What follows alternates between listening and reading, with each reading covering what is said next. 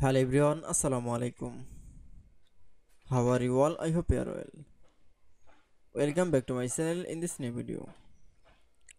Today's video, how to add fill color column in Google Sheets. So get let's started.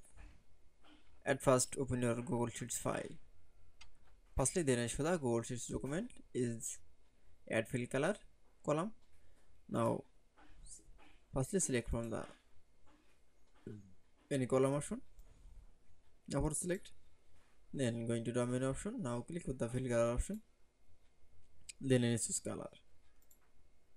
That's it. Then again another columns option. Now select from the column. Now going to the fill color option. Then choose color. That's it. I hope to enjoy the video. Please like, comment, share and subscribe my channel.